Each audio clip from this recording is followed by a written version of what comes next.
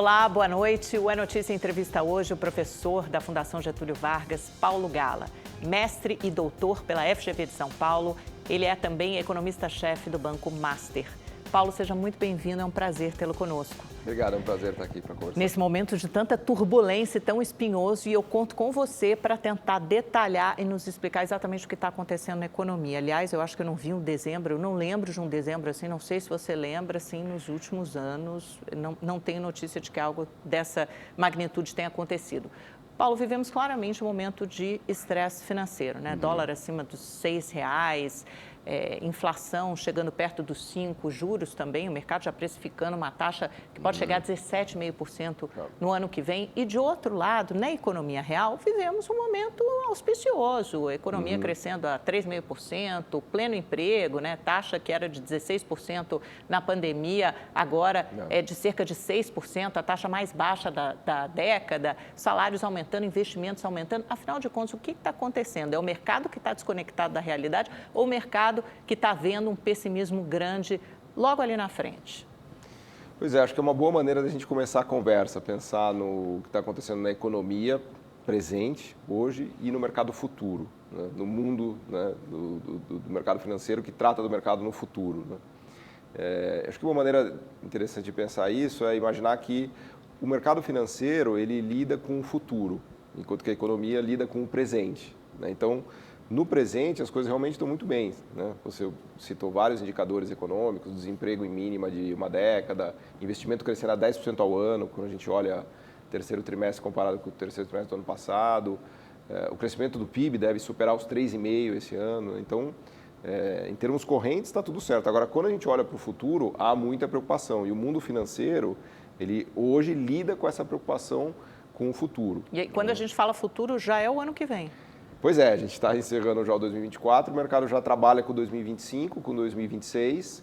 Sempre o mercado financeiro antecipa o futuro, porque ele quer tentar entender o que vai acontecer com a taxa de juros, com a taxa de inflação, com o dólar. Então ele está sempre olhando para frente, né? Isso ajuda a entender esse paradoxo que a gente vive, né? Que você já bem colocou aqui no começo, que as pessoas falam, mas espera aí, eu não estou entendendo, a economia está bem ou está mal? Não, a economia está bem, os dados econômicos são inequívocos. Mas vai ficar mal. Mas ela pode ficar mal. Por quê? Porque essas nuvens estão pesadas e escuras no horizonte? Acho que a maior ameaça que a gente tem hoje no Brasil é a inflação. A inflação corrente não está ruim, a gente vai fechar o ano próximo de 5%. É uma inflação acima da meta, bem acima da meta, que é 3%, mas não é uma inflação descontrolada. Agora, olhando para o futuro, o cenário de inflação preocupa. Esse é um possível problema que a gente pode ter já em 2025, 2026. Por que preocupa? Primeiro, porque a economia está muito aquecida. Isso é uma consequência, inclusive, do sucesso do Brasil, né? Uma economia aquecida começa a produzir inflação se ela crescer mais rápido do que as pernas dela aguentam, né? Vamos colocar dessa maneira, né? Então, esse é um temor que pode, né, se tornar realidade. Então, o desemprego está muito baixo, a economia está muito aquecida, agora a taxa de câmbio começa a ficar muito desvalorizada, as contas públicas estão ok, o déficit primário não é gigantesco, né? Se você olhar, comparar o déficit brasileiro com outros países, o Brasil está bem no chamado déficit primário, né, que é o que o governo gasta, menos do que ele arrecada, exceto juros. Quando a gente põe a conta de juros, aí essa conta muda, porque o ano que vem a gente vai gastar perto de R$1 trilhão de juros. Isso dá uma dimensão do gasto financeiro que a gente tem. Então, o déficit primário... Isso corresponde a quantos por cento do nosso PIB? É mais de 10% do PIB. Nosso PIB está correndo em 11 trilhões de reais por ano. Tá? Então, chega quase a 10% do PIB, que é uma conta monumental. Né? É mais ou menos como aquela conta de cartão de crédito, com aqueles Exato. juros no rotativo altíssimos, né? Você tem Exatamente. o principal da dívida que você paga, mas o que torna aquela dívida impagável é quando é com aqueles juros rotativos, escorchantes, aí você perde o controle. É mais ou menos onde está o Brasil hoje. Exato, só que tem uma diferença, que o governo ele pode imprimir reais e a dívida dele é em reais. Então, o governo praticamente nunca dá calote na sua própria moeda. Então, não é que o governo vai deixar de honrar os compromissos em reais. Só que a questão é quanto vai valer esse real quando você receber o real. É a inflação. Que é a inflação. Quando o dinheiro perde valor, Exato. É a inflação que está correndo Exatamente. o valor da moeda. Ou a moeda que está se desvalorizando. Pode ser que a gente receba esses reais do governo valendo $1 7 reais. Então, há uma desvalorização ou pela via inflacionária ou pela via da perda de valor da moeda. E é isso que preocupa o mercado hoje. O mercado se defende disso, né? As pessoas falam, tem um ataque especulativo. Não, não é um ataque, é uma defesa.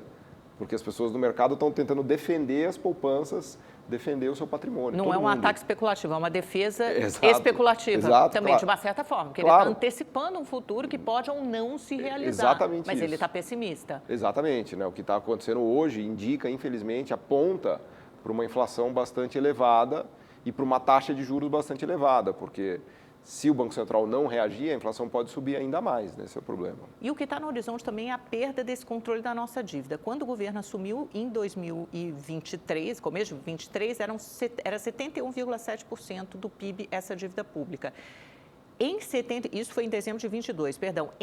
Atualmente ela está em 78,5%. Um relatório da IFC, a Instituição Fiscal Independente, diz que pode chegar a 84% em 2026. Talvez eles tenham até que refazer essa conta, porque esse relatório saiu há cerca de 2 meses.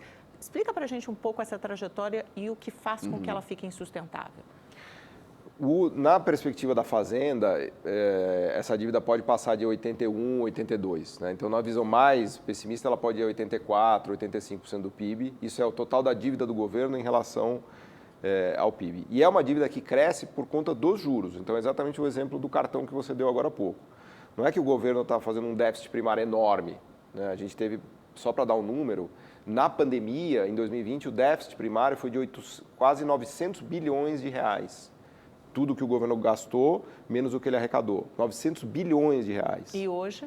Está projetado em 50 bilhões de reais.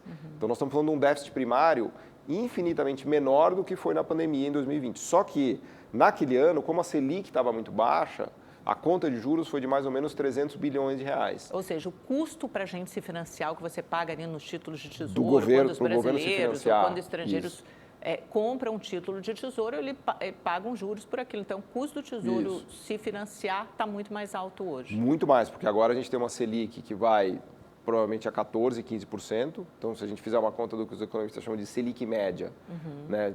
Então, imagina que a gente tem uma dívida enorme, né, de, sei lá, 5, 6 trilhões de reais. Coloca um juro de 15% nisso, você chega nessa conta de 1 trilhão que eu expliquei. Então, a dinâmica da dívida, que é esse palavrão, né, para dizer de uma dívida que começa a sair do controle, se deve à alta taxa de juros. Por outro lado, o Banco Central é obrigado a subir a taxa de juros para não deixar a inflação sair do controle. Então, é esse ciclo vicioso que a gente está vivendo no momento. Né? E a inflação vai subindo também quando o governo não quer fazer o seu ajuste fiscal, ou seja, conter as suas despesas. Tudo começa com a parte fiscal. É essa perda de confiança, perda de credibilidade da capacidade do governo fazer a sua própria economia, fazer sua lição de casa e cortar despesas que o mercado está sinalizando. Tem vários lados aí dessa questão. Tem essa de que a dívida começa a aumentar muito e aí o juro começa a ficar muito caro. Então, isso é um problema, porque os financiadores, os investidores vão cobrar um prêmio de risco mais alto, eles querem mais juros para financiar esse devedor. E tem o outro lado de que o gasto público pressiona a economia, por isso que a inflação aumenta. Uma coisa é você estimular a economia que tem um desemprego de 15%, 16%, como era lá atrás. Fazer o tal do impulso. O que é o impulso fiscal traduzido no economismo português? É fazer Bolsa Família, o BPC, o seguro-desemprego, o abono salarial. É dar mais renda para as pessoas. Com isso, as pessoas vão ter mais dinheiro no bolso para consumir. Perfeito. E foi isso que aconteceu. Exatamente. Quando você vê no PIB, é um aumento do consumo das famílias, que depois foi acompanhado por aumento de investimentos, e isso gerado pelo gasto fiscal do governo. Perfeito. E esse valor, para você ter ideia, hoje é de mais ou menos 400 bilhões de reais entre Bolsa Família, BPC, seguro-desemprego e abono, que é transferido para as famílias. Isso antes da pandemia não chegava a 100 bilhões. Nós estamos falando de uma quadruplicação desse montante. E isso começa a subir, era uma coisa que a gente estava conversando antes do programa começar, Paulo, que isso não começa a subir no governo Lula, começa a subir no governo Bolsonaro. Conta essa história, essa linha do tempo para a gente. É importante lembrar que antes da pandemia, o Bolsa Família era de 30 bilhões de reais por ano. No governo Bolsonaro, o Bolsa Família virou auxílio emergencial na pandemia. Na pandemia, o governo Bolsonaro distribuiu 300 bilhões de reais só em Bolsa Família, que se chamava auxílio emergencial. Então, ela foi de 30 para 300. 10 vezes. 10 vezes no governo Bolsonaro. E isso que fez com que a economia brasileira saísse do buraco. Porque veja que a queda do PIB do Brasil em 2020 foi razoável até, foi 4%. Foi uma das menores quedas no mundo. Ou seja, nesse momento foi uma ação correta Sim, do governo, porque você tem que correta. colocar um estímulo fiscal, uma medida anticíclica no momento de recessão da economia. Exatamente, o desemprego estava indo para 16, a economia, o PIB estava despencando, então foi uma medida acertada. Depois, passada a pandemia, o valor do auxílio emergencial caiu para mais ou menos 150 bilhões de reais. Quando o governo Lula assumiu, ele mudou de nome de novo para Bolsa Família e partiu dos 150 bilhões. Né? Então, a gente já sai de uma Bolsa Família que era de 30 bilhões, que foi a 150 bi. Só que as outras transferências sociais também cresceram muito. O BPC, que é o que está todo mundo discutindo hoje, ele vai chegar em 150 bilhões de reais. Então, ele é um segundo Bolsa Família. Vamos fazer um parêntese para esse benefício, porque eu acho importante Boa. explicar. Conta para a gente o que é o BPC e por que ele vem subindo tanto nos últimos anos. Tá, então o BPC é o benefício da prestação continuada, é uma política pública desenhada para evitar a pobreza na velhice. Então, pessoas que têm mais de 65 anos e nunca contribuíram com o INSS podem ganhar um benefício de um salário mínimo a partir dos 65 anos. Elas têm que ter uma renda per capita, algo em torno de R$300, né? A família, tem que estar em estado de pobreza. De pobreza e não ter contribuído para o INSS. Exato. Essa pessoa tem direito a uma aposentadoria. Digno, legítimo. Isso. Perfeito, exatamente. Além da parte do auxílio doença, né, que são pessoas que têm doenças gravíssimas, que não podem trabalhar, que têm algum tipo de invalidez que não permite trabalho, né? Então, isso tem crescido porque há um envelhecimento da população, então isso é natural, né? A população brasileira está envelhecendo, então o BPC tem aumentado, mas tem crescido também pessoas que têm outras formas de renda e acabam ganhando também o BPC. Né? Então, aí tem uma discussão importante sobre os critérios de acesso, porque ela é uma política feita para quem está no estado de pobreza na velhice, não para quem ganha alguma renda e vai ter um complemento de renda. Né?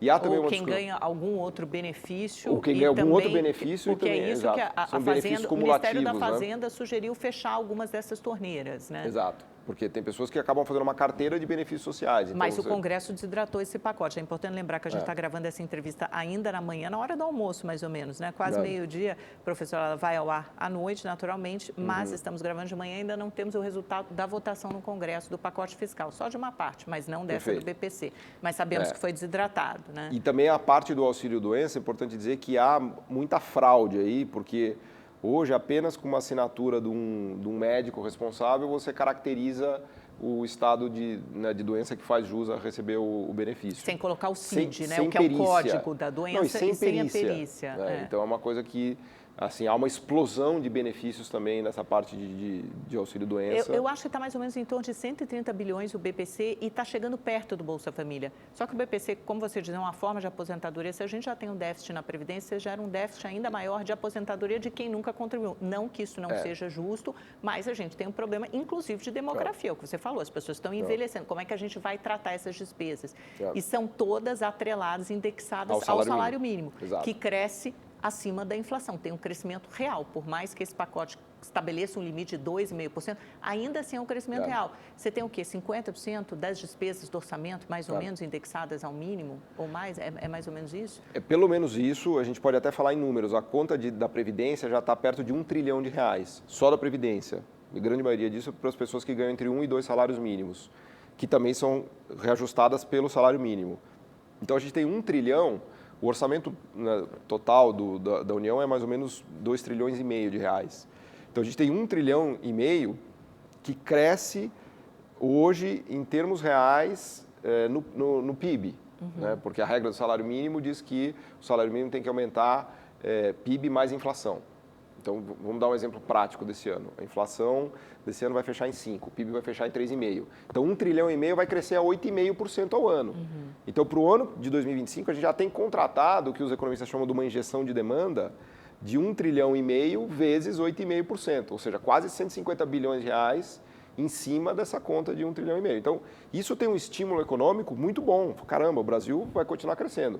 Só que qual é o limite disso? A capacidade da economia brasileira conseguir produzir o que todo mundo quer. Né? Já vinha para cá, as pessoas reclamando, poxa, já não acho mais táxi, o aeroporto não dá para ir, o restaurante está lotado, o shopping não tem mais lugar, não tem mais trabalhador. Isso, o que você faz? Aumenta o preço, naturalmente. O empresário, se a fábrica dele está totalmente ocupada, ele não tem mais como atender a demanda, ele vai aumentar o preço do seu produto, porque ele sabe que as pessoas ele faz duas coisas, ele aumenta o preço e investe para aumentar a fábrica. Sim, mas o investimento leva um certo tempo. Só que o tempo. investimento demora 2 anos. Então, esse é o jogo que o Banco Central tem que jogar. O Banco Central ele tem que segurar a inflação para que dê tempo do empresário, né, invista e aumente o investimento. Só que também tem um equilíbrio aí, porque ele não pode aumentar os juros demais a ponto de desestimular o empresário a investir. Mas é o que vai acontecer, né? Porque o que está contratado já para 2025 é uma Selic de 14,25% ao ano, pelo menos. Isso é o que o Banco Central já anunciou. Não vai mais, né? Porque ele não vai terminar o ciclo em março. Mas isso faz com que os nossos juros reais, que são juros descontados da inflação, então, sei lá, 8%, 10%, é muito acima da taxa neutra, né? Que é aquela taxa que não gera inflação na economia. Que o próprio Banco Central diz que é 5%. Tá, o dobro, basicamente. Ou seja, vai gerar uma retração na economia. É quase isso que o Banco Central quer. Tá bom, então a gente explicou como esse pacote de estímulo fiscal, que não começou no governo Lula, que já vem desde o governo Bolsonaro durante a pandemia, mas que não foi parado. Agora foi turbinado e agora vai ter que ser freado.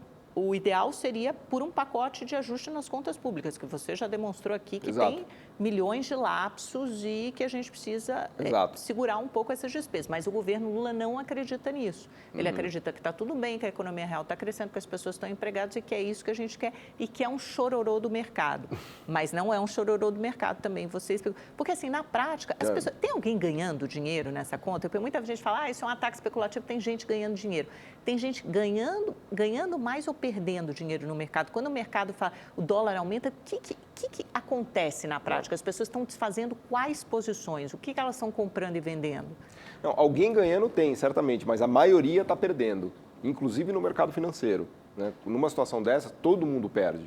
Todo mundo perde. Porque eu estava brincando que não é um ataque especulativo, é uma defesa especulativa. Então, por exemplo, olha a Bolsa de Valores, tem um derretimento das ações. A Bolsa brasileira já cai 10% esse ano, as ações chamadas small caps, de baixa capitalização, já caem 20%. Ou seja, todo mundo que investiu em Bolsa no Brasil, ou quase todo mundo, está perdendo dinheiro. Está perdendo dinheiro. Quem apostou em ativos, gente, Bolsa, o que são? São as ações das empresas brasileiras. Então, quem apostou que aquelas empresas brasileiras iriam se valorizar, perdeu. Perdeu e perdeu muito, né? Estamos falando de um dos piores anos para a Bolsa brasileira. E aí você entra no paradoxo, fala assim, mas como assim? Se a economia está tão bem, por que a Bolsa está tão mal? Porque a Bolsa ela já antecipa o que vai acontecer no futuro. Então está todo mundo enxergando que a economia vai desacelerar em 2025, 2026, que o lucro das empresas vai cair, que a distribuição de dividendos vai cair, portanto é melhor vender agora. Porque imagina, Amanda, você sabe que lá na frente vai ficar ruim, você vai ficar esperando? Não, você age agora. É o stop loss, né? Eu já quero parar minha perda, interromper minha perda. Exato. Agora. E a mesma coisa acontece com o real. Para que alguém vai comprar o real se é uma moeda que gera desconfiança? Todo mundo corre para o dólar. Porque imagina que você tem uma riqueza líquida em reais, que você sabe que em dólares vai valer menos nos próximos 2, 3, 6 meses. Então, se você sabe que lá na frente ela vai valer menos em dólar, você já compra o dólar agora para tentar se proteger. Então, o mercado financeiro, ele se protege agindo hoje em cima do que ele enxerga para o futuro. O que vai acontecer no futuro, ninguém sabe. Mas ele quer estar protegido, é como se ele fizesse um hedge, né? Se eu acho que o futuro vai piorar, eu vou minimizar as minhas perdas agora. Exatamente. Tá bom, professor. Então, vamos explicar agora como o cenário se deteriorou tão rapidamente nesse ano. Porque se a gente olhar para o Boletim Focus, para as expectativas no início do ano, a gente imaginava que a taxa de juros fosse terminar esse ano em um dígito, 9%, algumas pessoas até falando em 8%, que a inflação teria subido menos. E mais, até março, o dólar não estava nem em R$5. Pois é. A gente tinha 4,80, 4,90 no primeiro trimestre do ano. Como é que a gente chegou até aqui? Me faz lembrar até um pouco essa metáfora de clima, né? As coisas são muito rápidas, né? De repente o céu está azul, e de repente entra uma tempestade, enchente na cidade, você fala, como aconteceu isso? Né? Hoje de manhã estava sol e a economia é um pouco assim mesmo, ela se mexe como o clima, né? Ela é um sistema complexo, né? O sistema complexo ele é muito violento e muito imprevisível. Mas, isto posto, o economista ele sempre conta uma história bonita do que já aconteceu. Então, eu vou te contar uma história bonita do que já aconteceu. Não me peça para prever o que vai acontecer, porque é a mesma coisa do meteorologista. Né? Mas, assim, não é difícil agora contar a história do que aconteceu. Eu começaria falando do que aconteceu lá fora também, porque houve uma mudança de cenário nos Estados Unidos que é importante. Isso é importante. E foram duas, na verdade. Primeiro, a inflação americana, no meio do ano, começou a dar sinais de mais força. Surpreendeu os analistas. A inflação americana ficou mais alta e isso levou o Banco Central americano a deixar os juros mais altos por lá. Sempre que o juro americano está alto, O dinheiro sai dos países emergentes e vai para os Estados Unidos. Porque lá é mais seguro, né? Como se o dinheiro vai naturalmente, corre para aquele porto seguro. Se aquele porto seguro ainda paga bem, remunera bem, não tem porque você sair de o lá. investidor, deixa eu ficar aqui, está barco quentinho, está atracado, gostoso e está pagando bem, né? Para que eu vou sair? Então o cenário começou a se deteriorar aqui no Brasil, o cenário financeiro. Vamos sempre separar o mundo financeiro do mundo econômico, né? Lá na frente o mundo financeiro vai se transformar em mundo econômico. Né? Esse aqui é o problema. O financeiro enxerga na frente, é como se ele estivesse falando antecipadamente, é quase como se ele fosse um astrólogo. Assim, é quase uma bola de cristal. Uma bola de cristal. No futuro vai acontecer isso, eu vou Esperado, né? Esperado, é um pouco da cartomante. Né? Mas enfim, então no meio do ano começou essa deterioração nos Estados Unidos de inflação, que provocou uma rodada de juro mais alto por lá. Depois veio a vitória do Trump, que também foi algo surpreendente. Porque a gente tem que se lembrar que ali em setembro, outubro, o cenário era a Kamala Harris. Né? Tinha um momento em que estava claro, entre aspas, que ela ia ganhar. Quando o Trump ganhou, foi uma outra surpresa. Né? Começou a ser antecipada em metade de outubro, e aí a gente viu um segundo rally do dólar no mundo, não foi no Brasil. O dólar, se você olhar nos últimos 60 dias, ele se valorizou em mais de 10% no mundo todo, não foi só no Brasil. Em relação a todas as moedas, euro, ien, peso mexicano, peso colombiano, peso chileno, todas as moedas se desvalorizaram em relação ao dólar. Então isso já começou a dificultar o cenário para o Brasil, porque com um dólar mais forte, o dinheiro vai para lá, a moeda brasileira se desvaloriza, ela não é diferente das outras, e dificulta a nossa vida. Aliás, ontem foi um exemplo claro disso. O Banco Central americano anunciou que ano que vem ele vai reduzir menos os juros do que se imaginava. Só 2 reduções, né? Possivelmente. Só 2, e não 4, que era o que se imaginava. E ontem já teve mais uma desvalorização de todas as moedas emergentes e do Brasil também. Ou seja, juros mais altos lá, dólar mais forte. Exato. Então isso começou a mudar um pouco o cenário brasileiro. Né? Segunda novidade foi o Brasil crescendo muito mais do que se imaginava e o efeito do impulso fiscal muito maior do que se imaginava. Porque, para variar, todos os economistas erraram nisso também. Em janeiro, ninguém previa que a gente ia crescer. Todo mundo achava que o crescimento ia ser 1%, que a inflação ia ser 3,5%. A gente vai crescer 3,5% e a inflação vai ser 5%. Né? E aí, no meio do ano, todo mundo começou a se perguntar, poxa, mas o que está acontecendo? O que está acontecendo? O que está acontecendo é que o impulso fiscal teve um efeito de crescimento de PIB notável. Então, ninguém imaginava que o Brasil ia conseguir crescer tanto a partir desse impulso fiscal. E isso começou a mudar o cenário de juros, né? Então, havia aquela ideia de que a Selic vinha a 9, mas ela parou em 10,5 ali, por ali. Porque todo mundo olhou e falou, opa, o Brasil está crescendo demais. O Brasil está chegando perto do plano emprego, inclusive. Então, essa também foi uma mudança de cenário. A partir daí, começou a discussão do que deveria ser feito com as contas fiscais. Né? Numa economia em que há muito desemprego, muita ociosidade, faz sentido fazer impulso fiscal. Não tem o menor sentido você deixar a economia estagnada, com 16 milhões de pessoas desempregadas, parada lá ao léu, né, que é um pouco o que estava acontecendo na era Temer e Bolsonaro. A Selic estava muito baixa, a Selic média foi de 6%, o teto fiscal segurou completamente a economia, não havia crescimento, mas o desemprego era enorme. Então a gente tinha juro baixo, economia parada e o investimento não andava. Né? E aí, sem querer, entre aspas, a pandemia virou esse cenário que a gente estava falando.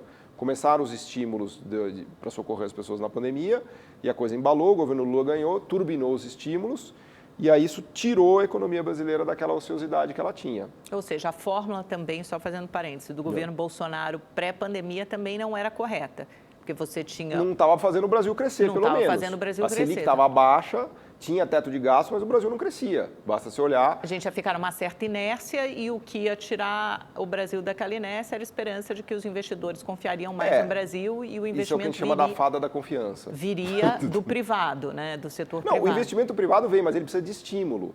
E o que a gente está vendo hoje no Brasil é que o estímulo está vindo do quê? Do impulso fiscal. Porque eu vou dar um exemplo para você, Amanda. A gente vai vender esse ano 900 milhões de pares de sapato. Então, se você teve curiosidade de saber quantos pares de sapato a gente produz no Brasil, né, o número é esse, 900 milhões de pares. Tá? Então, cada pessoa compra, na média, quase 4 pares de sapato por ano. Bom, por quê? Porque o impulso fiscal transferiu renda para as pessoas estão fazendo o quê? Comprando sapato. Então, você vai lá, além de muitas outras coisas. Né? Especialmente as mulheres, né? Sem querer fazer um comentário As mulheres machista. Compram mais. Então, se você conversa com o pessoal da indústria calçadista, eles estão eufóricos. E o que eles estão fazendo? Eles estão investindo, eles estão ampliando as fábricas, porque as fábricas estavam vazias, de repente apareceu 900 milhões de sapatos para serem produzidos, Eles estão aumentando o preço do sapato, como você falou, isso dá inflação. Mas estão investindo também, comprando mais máquina, equipamento, ampliando a fábrica, contratando mais gente. Isso é ótimo. Então, o estímulo fiscal faz a economia andar, mas tem um limite. É evidente que você não pode ficar estimulando fiscalmente uma economia até o infinito. Porque se a economia não começar a andar puxada por investimento, por aumento de produtividade, por aumento de capacidade, esse estímulo fiscal vai produzir o quê? Inflação. Inflação. E é o que você falou, esse o estímulo é chegou. Dinheiro na veia e o investimento demora um tempo até se concretizar. Exato. Você sabe, é que nem fazer uma reforma na casa, né, gente? Não demora meses, às vezes anos. Custa o dobro e demora o dobro do que você imagina, né? A reforma da casa, né? Mas dito isso, também você falou da parte internacional. Agora, tem uma parte de confiança que foi uma perda de confiança e de enfraquecimento do ministro da Fazenda. Como é que se deu esse? Porque aí você teve uma deterioração muito rápida. Isso aconteceu, sei lá, em 2 meses. Exato. Né? Então, recapitulando essa história que eu estava contando. Então, começou esse debate do que a gente deve fazer, né, agora que há um impulso fiscal muito forte, né, e a economia começou a aquecer, né, começou a pressionar a inflação. Então, agora faz mais sentido ajustar o gasto público, né? Cortar o gasto público, não é necessariamente fazer um corte e falar vamos acabar com o Bolsa Família, vamos acabar com o seguro-desemprego, com o BPC, não é isso, é moderar esse gasto, moderar o crescimento do salário mínimo para que a economia não superaqueça. Então é nesse sentido que se fala de ajuste fiscal, não é cortar os gastos. Nunca foi aventada essa possibilidade de cortar gastos, não, essa que é a verdade. É diminuir a velocidade. Exatamente, diminuir o ritmo de crescimento. Aliás, e para dar um outro exemplo que eu não queria esquecer, o seguro-desemprego está em quase 70 bilhões de reais, num momento em que o desemprego está na mínima histórica.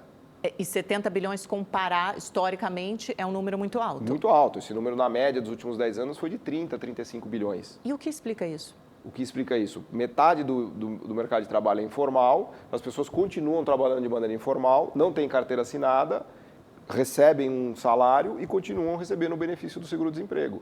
Então, elas usam esses benefícios sociais como uma renda complementar. E tem uma rotatividade muito grande também, né? No mercado de trabalho. Sim, quando então, o mercado mas a gente aquecido, elas podem acessar várias vezes o seguro-desemprego. Conversando corriqueiramente com as pessoas, você percebe isso. A pessoa fala assim, alguém trabalhando informalmente, ali eu pedi para não ser contratado, porque eu continuo ganhando o seguro-desemprego. Aí ela entra no emprego, fica 6 meses, 1 ano, aí ela se demite, aí ela recebe mais os 3 meses de seguro-desemprego, mas ela já está trabalhando sem carteira em outro lugar. Então, as pessoas são o que a gente chama de agentes racionais. Se tem essa possibilidade, a pessoa vai lá e pega isso. Né? Então, essas brechas têm que ser combatidas, porque, de novo, está desvirtuando uma política que é legítima. Ela é feita para quem está sem emprego, não é para quem está trabalhando de maneira informal. E qual foi o problema do pacote fiscal do governo? Ele é insuficiente ou a mensagem, a maneira como ela foi entregue para o público em geral, foi equivocada? Então, agora vamos voltar exatamente nesse estágio do pacote fiscal. Então, feito esse diagnóstico, falou, bom, então o impulso fiscal foi muito importante, só que daqui por diante faz mais sentido desacelerar o gasto fiscal, até para não deixar essa conta no Banco Central. Se o governo não desacelerar os gastos, o Banco Central vai ter que subir juros para segurar a expansão. Então, o governo desenhou um pacote que era bastante razoável, né, que combatia essa coisa das fraudes, de BPC, das regras de acesso ao bônus salarial, da regra do salário mínimo, né? Tudo isso daí acho que estava muito bem desenhado, que acabou demorando, né, para ser implementado. Então tem que discutir com todos os ministérios, e que também é normal, porque o processo político é um processo lento, a gente sabe, não é uma coisa instantânea, né? Só que na hora de anunciar, o governo optou por anunciar também a isenção do imposto de renda para quem ganha até R$5 mil, que custaria, né, se for aprovado, aos cofres públicos 50 bilhões de reais. E isso meio que misturou as duas conversas, porque uma conversa é de como moderar os gastos para que a economia não superaqueça, a inflação não saia do controle, e outra discussão é a reforma da renda, que é bem-vinda e é correta. A renda brasileira ela é tributada de maneira regressiva. Né? Tem gente que ganha muito dinheiro que não paga nada de imposto, e tem gente que ganha pouco que paga muito imposto. Agora, do jeito que foi colocado, passou o sinal para o mercado de que, número 1, o governo não está tão preocupado em fazer essa moderação de gastos. Né? Número 2, ele está trazendo uma discussão aqui que tem um risco, inclusive, de perda de arrecadação. Porque é verdade que o governo falou, não, a gente vai tributar os mais ricos. Ok, legal, eu acho que tem muita gente que... Eles falaram que isso uma compensaria a outra, Sim, né? Em tese, porque quando você leva para o Congresso, o que o Congresso faz? Ele aprova a isenção e não aprova o aumento de tributação. A gente viu isso no PERSE, na discussão do PERSE, que é um benefício que tem até hoje de desoneração de folha, que vem desde a pandemia, que até hoje o governo não conseguiu tirar essa desoneração. Embora tenha tentado, né? O Haddad tentou Então, muitas lutou. vezes e os congressistas, mesmo esse congresso que se diz conservador, mas à direita, mais essa questão de manter desoneração de folha de pagamento para setores da economia, 17 setores de economia, e o PES, que custam caro ao governo. O Haddad mesmo falou essa semana, ele disse, se a gente tivesse acabado com o PES e a desoneração, a gente teria superávit esse ano. Exato, a gente não que é os teria. 50 então, assim, bilhões da são conta que está escolhas faltando. que o Congresso fala, porque outro capítulo que a gente vai entrar daqui a pouco são as renúncias fiscais, que custam mais de 500 bilhões de reais. Então, tem várias maneiras de você cortar despesas ou você recuperar alguma parte da tua receita. E as emendas também de parlamentares custam quase 50 bilhões de reais. 50 bilhões de reais, mas ninguém quer cortar na carne. Agora, mas voltando, professor, então esse pacote foi mal recebido pelo mercado financeiro, ele está sendo mais desidratado ainda pelo Congresso. Foi. Só que ele desencadeou uma dinâmica que a gente chama de tempestade ou furacão, que ninguém imaginava. A partir dele... A partir do anúncio dele, se desencadeou uma dinâmica no Brasil de repente, parece que tem um furacão chegando no Brasil. Foi quando o dólar foi para 6 e não voltou mais. Porque o dólar não só não voltou para 5,50, que eu acho que teria acontecido se o pacote tivesse sido anunciado e tivesse sido aprovado, como ele foi sem a renúncia... Sem o anúncio da isenção. Da isenção até 5 mil reais. Poderia e deveria ser discutida num outro momento, a meu ver. Tá. Mas há um pano de fundo que permanece, que é de uma economia que está muito aquecida, que está pressionada e que tem a inflação em alta. Isso, a economia, ela vive independentemente do governo e das pessoas, ela tem um movimento dela. Você vê o dólar voltando para baixo de R$6 nos próximos meses ou não? Ou é Eu futurologia? acho que é possível, eu acho que é possível. A gente, todos os picos de desvalorização que a gente teve no Brasil nos últimos 20 anos, eles voltaram. Né? Então, a gente teve um pico de desvalorização em 2002, quando o Lula ganhou a eleição, na crise de 2008, na crise da Dilma, na crise da pandemia. Então, é perfeitamente possível você imaginar um dólar voltando abaixo de 6, mas as medidas têm que ser desenhadas nessa direção. Acho que o Banco Central está agindo corretamente já, subiu muito juros, acho que ele tinha que fazer isso. Está intervindo, ele já gastou mais de 20 bilhões de dólares, né? Para quem dizia que o Banco Central brasileiro não intervia, está aí mais de 20 bilhões. E mesmo assim o dólar mesmo quase assim, não surtiu o efeito, né? Podia estar pior. Está tentando ficar no 6,20. Mas a questão fiscal tem que ser endereçada. Eu acho que a trajetória do dólar, a partir de agora, depende fundamentalmente de endereçar essa questão da trajetória fiscal. Então, dá para ver dois cenários. Um em que tudo se acalma, ele volta para baixo de 6, a inflação tranquiliza, e num outro em que ele vai para 6,50 e fica tudo muito, muito estressado. Eu estou pensando qual seria o fator determinante para acalmar o mercado nesse momento. Você consegue enxergar alguma coisa no horizonte? Porque os operadores e economistas que eu tenho conversado não enxergam nada, a não ser um novo ajuste fiscal. Primeiro, o Banco Central, que já sinalizou que não vai titubear nisso, que ele está aí... Mas isso não fez nem coceguinha no mercado. Mas a pergunta que você tem que fazer é o que teria acontecido se o Banco Central não tivesse feito isso. Né? Aí a gente estaria já com um câmbio a 6,50, 6,60, muito pior. Né? Então, eu acho que a perna do Banco Central foi acionada de maneira correta. Né? Agora, terá que ser feito um novo ajuste fiscal. Isso que está aí vai ser aprovado de maneira desidratada, está correto, ok, legal, mas virou insuficiente agora. Eu acho que o governo vai ter que dobrar a aposta de sinalizar que ele está preocupado com a trajetória de contas públicas. Se não for anunciado em breve esse novo ajuste fiscal, mesmo se vier um novo ajuste fiscal, a gente pode imaginar que os instrumentos ficam cada vez mais escassos à disposição. Porque se a gente percebe que tem um governo do PT que não está disposto a realmente cortar esses programas sociais, não é nem cortar, é reduzir o ritmo de crescimento, mas assim, colocar critérios mais rígidos, tanto para seguro-desemprego como para BPC. Isso. E o Congresso tampouco parece disposto a fazer isso. Isso. Quase toda a responsabilidade cai sobre o Banco Central. O que vai acontecer, e o Gabriel Galípolo vai peitar o PT, vai peitar o presidente Lula, vai peitar as crises tão enraizadas nesse partido e nesse presidente da República, que foi quem o indicou para o cargo? Bom, primeiro que não é o Gabriel Galípolo, é a diretoria do Banco Central. Eu acho que tem uma diretoria muito técnica, muito competente, que está lá, tantos que vêm da... A maioria já agora indicada pelo Lula, é bom dizer, não dá nem para dizer que o Banco Central... Tem acho que 1 ou 2 diretores que vêm da diretoria anterior, que elas são muito bons também. Ou seja, o Lula perde essa prerrogativa de apontar o Banco Central como bode expiatório, sim, totalmente. conforme ele fez com o Roberto Campos Neto, que agora é toda a diretoria indicada por ele. Claro. que aliás são nomes excelentes, são nomes assim, de pessoas muito técnicas. E com uma visão muito parecida da gestão anterior, diga-se de passagem. Não, são diretores que têm, que vêm de uma trajetória que não é exatamente de mercado, né? Se você olhar, né, essa é uma característica importante de destacar. A gente vai ter provavelmente um único diretor que veio de mercado, que é o Newton, na nova diretoria. Os outros são todos de carreira. Né? Ou Gabriel, acadêmicos ou de carreira do BC ou acadêmicos. Né? Então, tá. o Paulo Piquet, que é um colega meu da FGV, que é professor. Os que foram indicados agora são de carreira do próprio Banco Central. O Gabriel Galípolo, que tem experiência em setor privado, governo e também já foi CEO de banco. Então, vamos colocar talvez o Gabriel Galípolo e o Newton, né, que são os dois diretores, presidente e diretor ligado ao mercado. Mas que são muito técnicos, que têm uma visão clara do que tem que ser feito e que vão cumprir o mandato deles. Então, Amanda, a gente tem um regime de metas de inflação que é muito claro. Tem uma meta que foi escolhida por decreto presidencial. Quem escolheu isso foi o Lula, não foi outra pessoa. O decreto da meta de inflação contínua com uma meta de 3% é do presidente.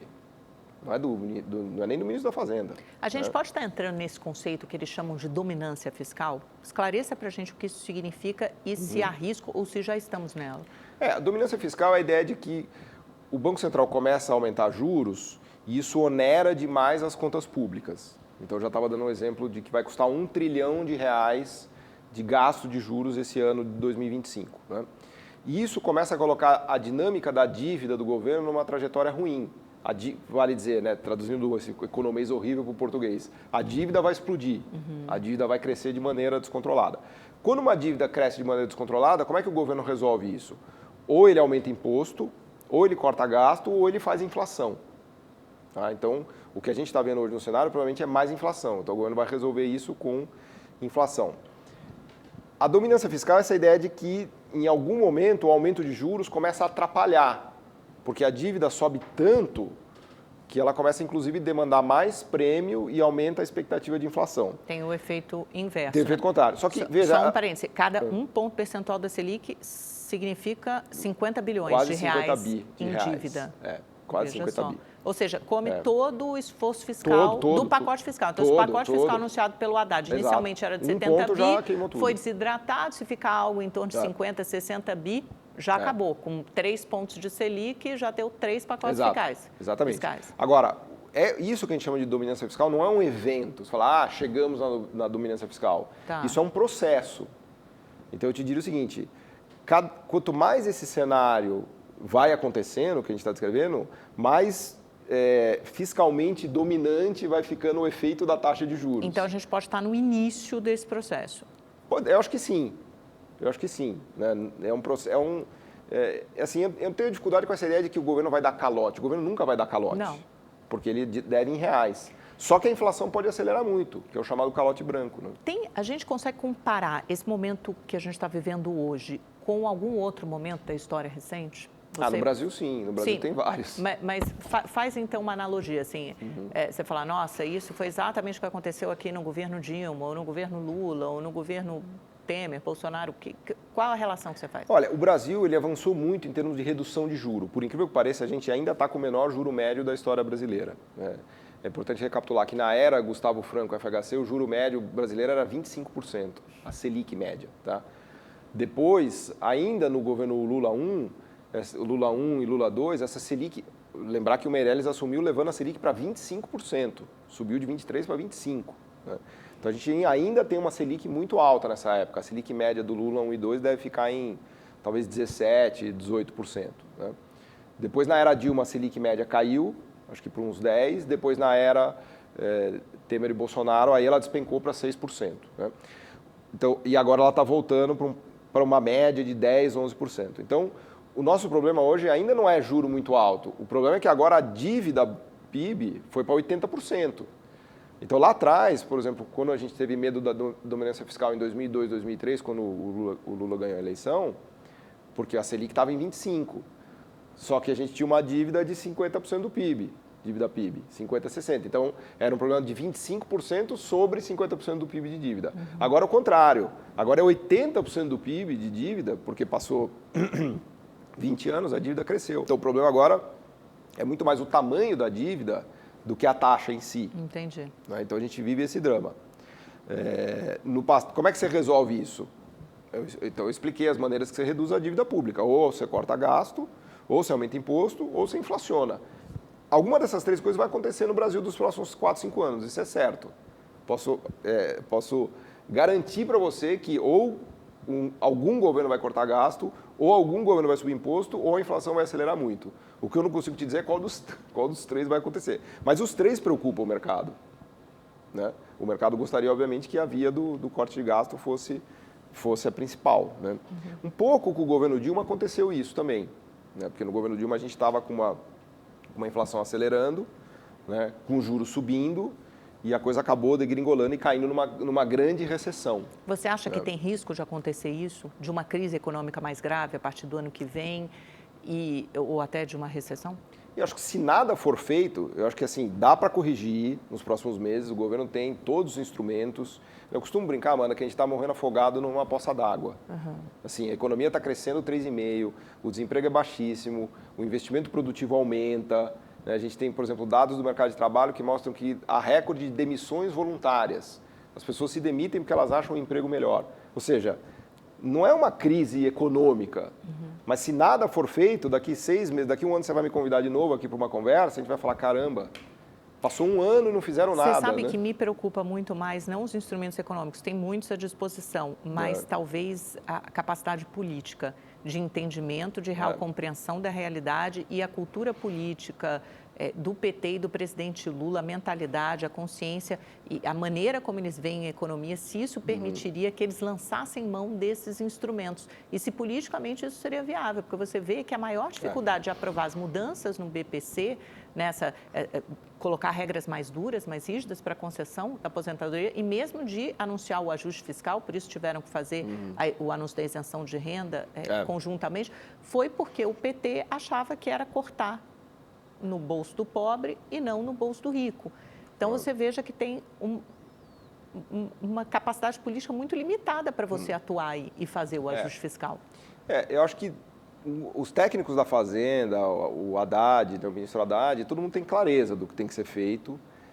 Eu acho que até aqui a política foi muito acertada. Eu acho que o PT está sendo um pouco vítima do sucesso. Né? Porque, de fato, o impulso fiscal era a política certa até aqui. O Brasil não crescia por quê? Porque e o problema é quando você é bem sucedido, de ver a derrocada lá na frente. Exato. Né? Então, está muito imbuído do sucesso. Exato, porque, de novo, o impulso fiscal, olhando para trás, né, agora é fácil falar, poxa, realmente era a resposta certa de política econômica. O Brasil estava muito... Né, veja, por exemplo, o setor industrial vai crescer esse ano 3,5%. Fazia 12 anos que o setor industrial brasileiro não crescia. Exato. Agora, o fato do impulso fiscal ter sido a resposta certa neste período não significa que ele sempre é a resposta certa. É para isso que existem economistas que estudam economia. Os técnicos, os economistas do PT têm claro isso. Os economistas do PT, que eu conheço, que eu converso, eles têm clareza disso tudo que a gente está discutindo aqui. Agora, é o que você falou, precisa ver se politicamente esse tipo de medida vai ser viável. Porque se não for, a consequência é bem clara, é a inflação.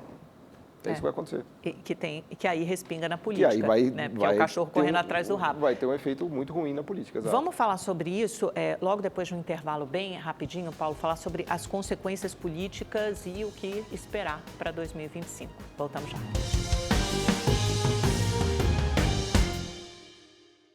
Estamos de volta com o professor da FGV de São Paulo, Paulo Gala, economista-chefe do Banco Master. Paulo, a gente, enfim, pintou bem o cenário, traçou bem o cenário de como chegamos até aqui. Quando a gente olha para 2025, que a gente vê os juros chegando a 15%, 16% ao ano, inflação rodando muito perto dos 5%, é difícil imaginar que a economia não vá parar, não vá brecar. O que você imagina para 2025? Como é que essa economia vai parar e quando a gente vai começar a perceber os efeitos disso? Como é que essa corrente de transmissão acontece? Eu acho que não dá para cravar ainda que vai parar, ela vai desacelerar. Eu acho que agora a discussão no Brasil começa a ser o tamanho da desaceleração.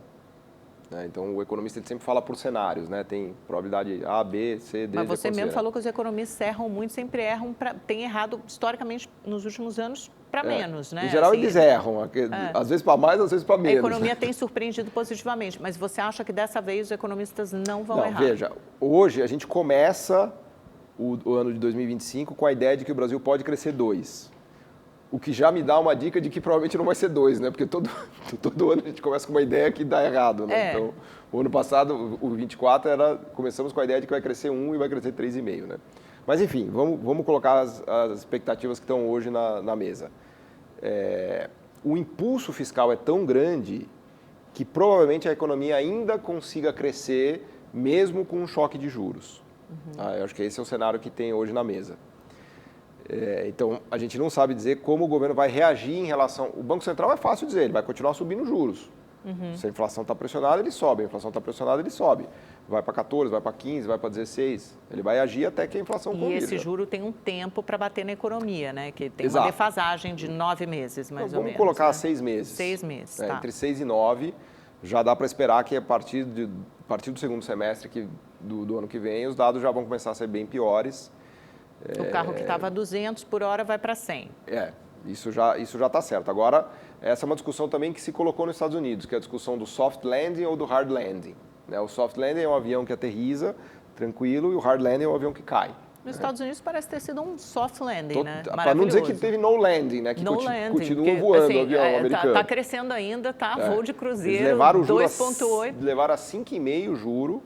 E veja que tem um paralelo interessante com os Estados Unidos, porque lá o impulso fiscal também é enorme. O déficit primário americano é de 5% do PIB. Eles estão gastando $1 trilhão de déficit primário e mais $1 trilhão de juros. Mas também tem dominância né? fiscal lá, só que eles imprimem dólar. Imprimem dólar, a economia continua sendo vista como o mercado mais seguro do mundo. E mesmo assim, o Biden, ou a Câmara, no caso, conseguiu perder, né? Com essa economia crescendo muito. E aí tem toda uma discussão, né? O economista não consegue nem explicar a economia, que dirá a política, né? Mas tem toda uma discussão de por que ela perdeu, e uma das teses é que a inflação está puxada e a inflação está castigando a classe média americana. Você vê... Bom, tá bom. Eu ia te perguntar se você vê esse cenário se replicando aqui, mas deixa eu só guardar essa pergunta, só para a gente voltar e concluir o raciocínio de como vai ser essa... Da desaceleração. Eu acho que a desaceleração para 2025 e 2026 é certa. Inclusive, o Banco Central já publicou hoje o relatório trimestral de inflação dele, que atualiza os modelos da visão que ele tem da economia. Ele já coloca o que ele chama do hiato do produto, né, que é uma maneira horrível de economês, de você falar se a economia está aquecida ou desaquecida, né, que é a distância da economia em relação ao seu produto potencial. No segundo trimestre de 2026, o chamado hiato negativo, ou seja, a economia já com muita ociosidade já no segundo trimestre do ano que vem, 2026. E hoje está positivo. Hoje está estourado positivo. Está crescendo acima da capacidade, né? Está muito rápido. Então, acho que temos certo, já que é desaceleração em 2025 e 2026, não consigo te dizer ainda se é recessão. Acho que há risco de recessão, mas eu ainda acho que o cenário mais provável é uma desaceleração benigna, com pressão inflacionária que preocupa muito. Então não é tão benigna assim, é uma desaceleração... Benigna para o emprego. Tá. O emprego será mantido nesse cenário, mas maligna do ponto de vista de inflação, porque a gente corre o risco de chegar num cenário de inflação de 5% esse ano, de 2025. Quer dizer, a gente sai de um cenário em 2024, onde parece tudo controlado, todo mundo empregado, com a economia crescendo muito e com os juros num nível ok. Não é baixo, mas é ok. Nunca é baixo, mas é ok. E a gente vai entrar em 2025 já com um juro num nível insustentável. Sim. Insustentável para a gente, né? Para as pessoas assumirem compromissos, para o empresário investir e para o próprio governo financiar a sua dívida. Embora com emprego, mas com inflação. Quer dizer, para já, eu acho que esse é o... E na política, como é que vai respingar? Como é que vai respingar? Porque, assim, respingou no Biden, consórcio Biden-Câmara perdeu, porque tinha uma economia também crescendo muito com pleno emprego, mas uma inflação alta para os padrões americanos. E isso pode ter um dos motivos, né? Tem toda a guerra cultural, tem outras razões, mas isso pode ter sido certamente foi um dos motivos que levaram à perda de Câmara. Que resultado isso vai ter na popularidade e até na reeleição de Lula?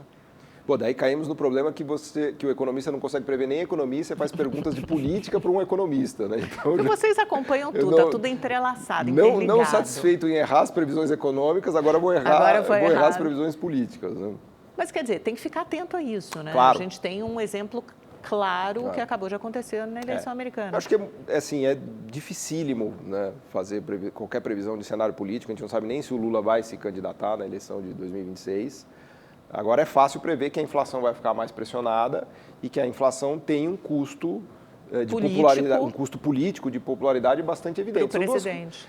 Inclusive, os economistas são, né, esses seres esquisitos, mas são criativos, eles inventaram um índice que se chama em inglês, a tradução é ruim, se chama índice da miséria, tá? Que é... Faz a piada aí. Não. Índice da miséria, mas tá bom, vamos lá. Mas que é a soma da inflação com o desemprego, né? Essa soma de inflação com o desemprego, na verdade, ela captura não é uma medida de pobreza das pessoas, né? O indicador de pobreza é outra coisa, que aliás no Brasil melhorou muito, algo que a gente não falou aqui, mas é importante dizer. Exato, que é outro paradoxo, né?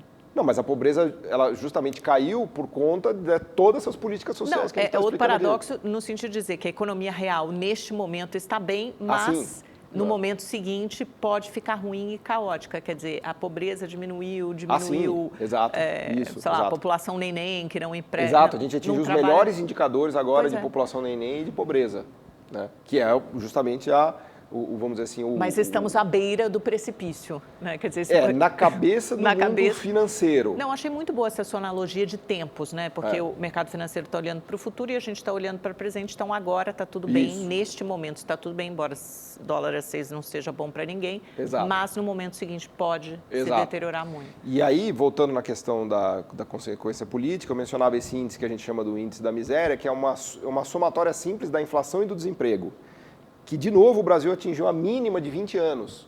Porque se a gente somar o desemprego, que está em 6, e a inflação, que vai para 5, dá 11. Eu vou dar um exemplo disso, como estava, por exemplo, na pandemia, que é um bom exemplo. O desemprego estava em 16. O 2021, 2022 estava horrível. O desemprego estava em 15 e a inflação foi para 10, no ano de 2021 e 2022. Então, esse índice da miséria era 25%, que era 15 de desemprego mais 10 de inflação, 25%. Esse ano 2024 foi o menor índice dos últimos 20 anos, porque a gente conseguiu um desemprego muito baixo, de 6, que fazia muito tempo que não acontecia, e uma inflação que ainda é relativamente baixa para padrões brasileiros, de 5. Então, 6 mais 5 dá 11. Então, em 20 anos, você não vai achar nenhum ano que deu 11. Bom, isto posto, olhando para frente, esse índice vai aumentar. Por quê? Porque provavelmente a inflação vai aumentar e o desemprego pode aumentar um pouquinho. Então, a gente pode outra coisa que o PT coloca muito e que eu acho que a gente tem que debater, se debate pouco, essa história, né, de cortar no bolso do pobre e não do rico, de renúncia fiscal, a gente tem mais de 500 bilhões de reais, tem muita gordura para...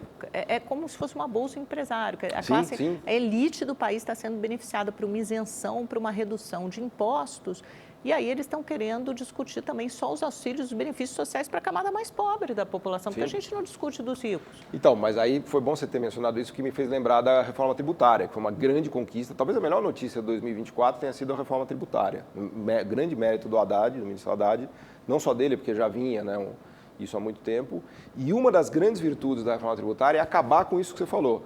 Pelo menos desses 500 bilhões que você falou, 300 bilhões vão desaparecer.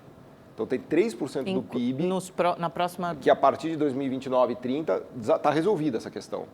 Porque esse chamado gasto tributário, ele depende de um monte de penduricalhos e brechas do ICMS, do IPI, desse você ainda vai ter Zona Franca de Manaus, você vai ter Simples, isso mantém, isso mantém, são os maiores. Aí, podemos discutir o Simples, eu acho que é uma boa discussão, porque o Simples custa caríssimo, custa 130 bi, né? E o argumento é que, bom... Se você tira o Simples, vai todo mundo para a informalidade e você não arrecada nada, né? Mas eu acho que é um bom debate a ser feito. A Zona Franca também, eu acho que estão exagerando nisso. Por outro lado, se você começar a falar de Zona Franca, nós vamos ficar horas aqui.